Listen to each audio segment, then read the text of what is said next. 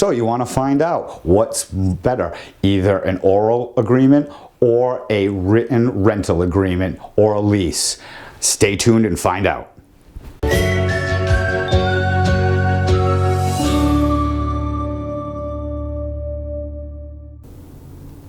So you're a Massachusetts landlord ready to rent your apartment or house, and you want to know, should you use a written rental agreement or should you use an oral rental agreement?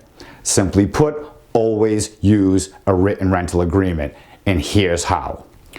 First of all, oral agreements are only as good as the memory and honesty of the people making them.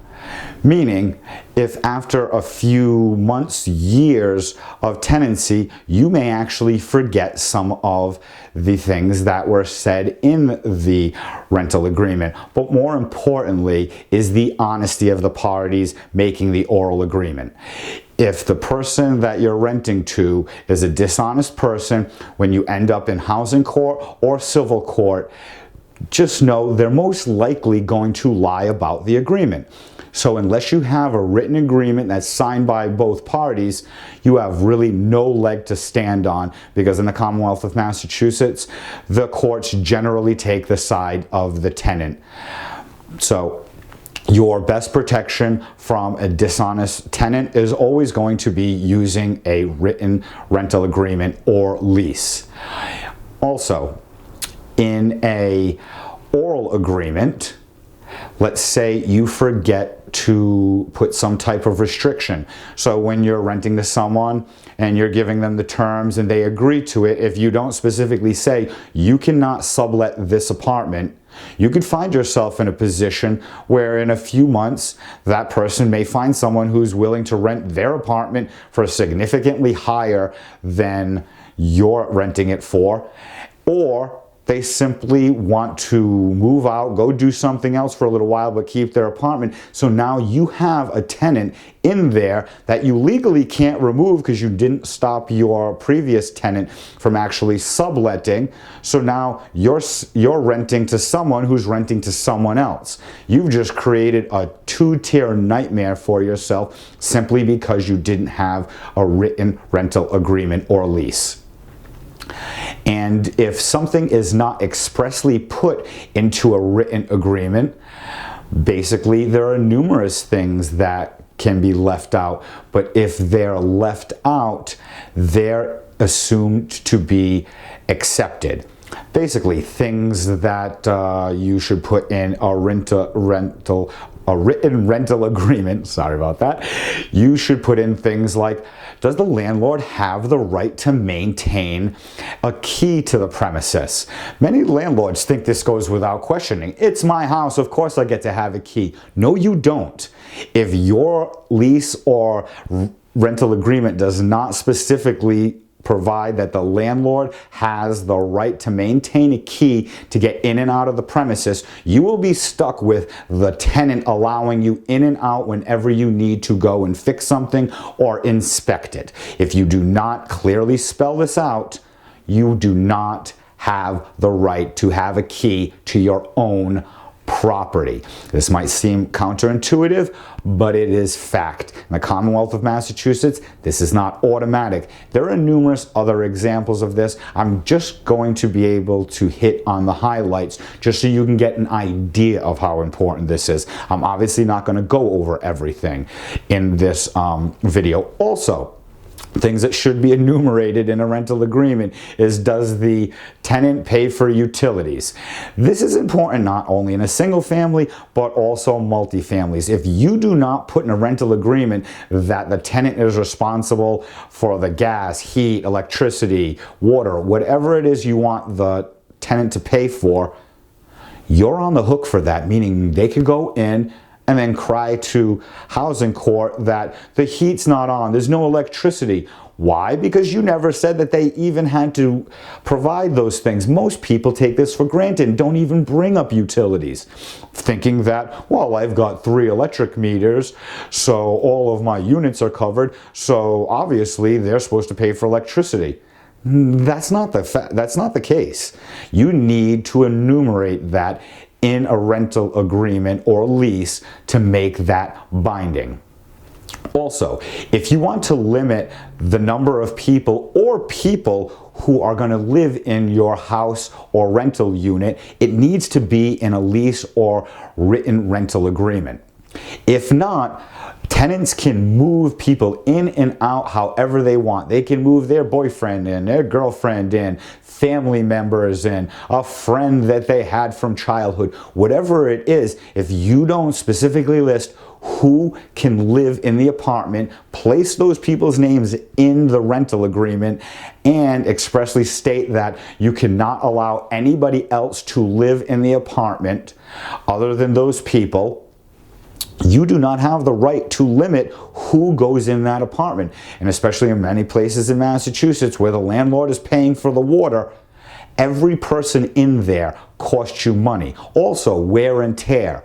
Also, if you don't know who they are in the apartment or house that you're renting, it's very difficult to evict them later. So this is critical. Always put who can stay there and also list how long they can keep guests. Never allow anyone to have a guest for over 2 weeks. Anything more than 2 weeks, that person's living there.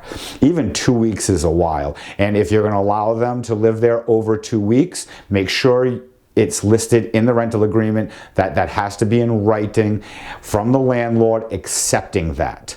Okay. What else should you include in a written agreement? Or, in this case, what should you not?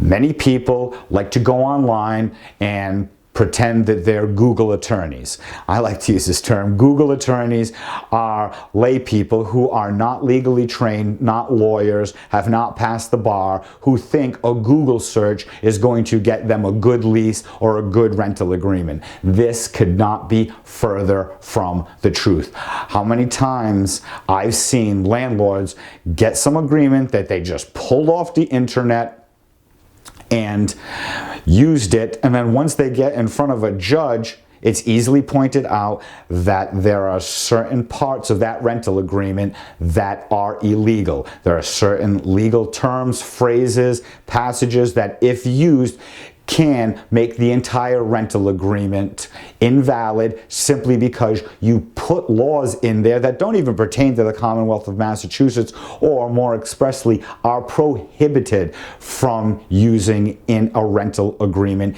in the Commonwealth of Massachusetts. So when you're going to get a rental agreement, please seek out an experienced attorney in this matter, or go and find a Massachusetts resource,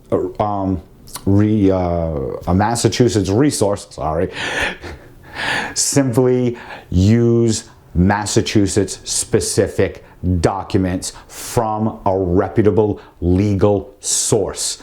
This way, if something happens and they provided it to you and it's against the law, you have a form of recourse against the provider of the actual rental agreement. If you're just copying something off the internet, it's basically on you.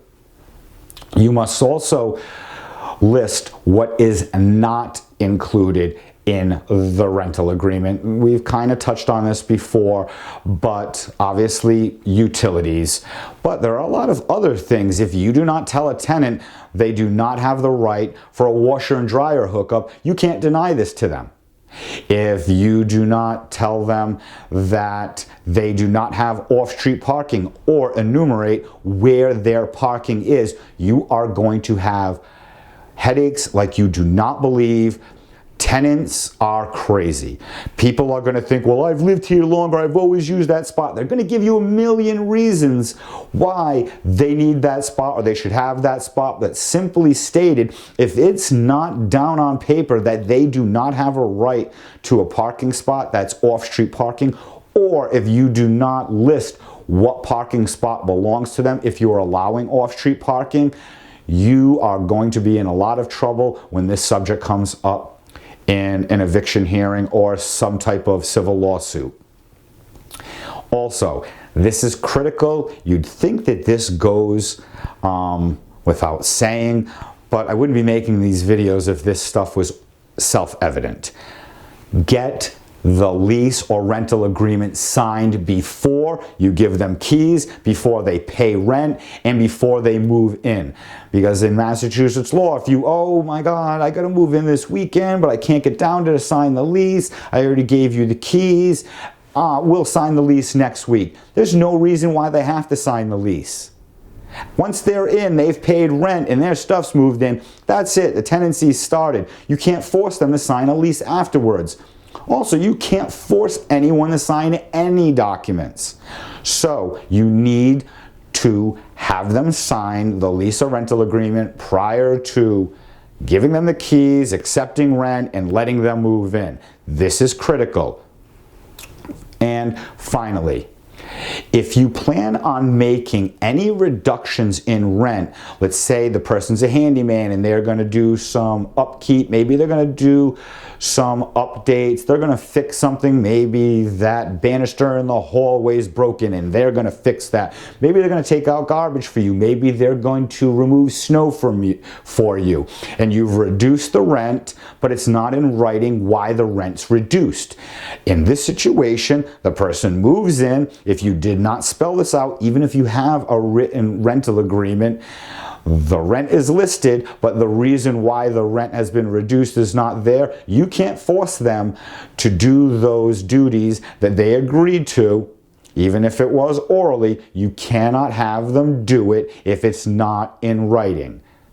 You can try, but if they go to court, they're going to just simply say, I didn't say I was going to do that. I just paid the rent. Just because I live there, I don't have to do those things. That's the responsibility of the landlord. You think this isn't going to happen. This happens time and time again. So, I hope this didn't scare you away from the whole rental property, residential renting, or income properties in the Commonwealth of Massachusetts. What this video was meant for is to demonstrate the gravity of the situation you're entering in when renting residential property to people. If it is not in writing, they're going to take the side of the tenant once you go to court. So unless you want your tenants to have free reign over the property you've worked hard for, use a written rental agreement, use a lease. I prefer leases over month-to-month rental agreements. Unless you do not want the person to be there for an entire year, you want a lease. But if you do not employ leases, definitely use a written month-to-month rental agreement.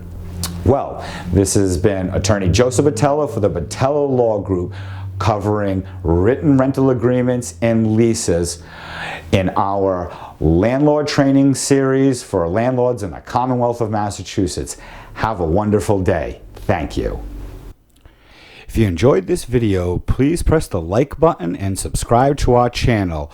Also, click the notification bell to get future videos that we'll be putting out. And please share our content on social media.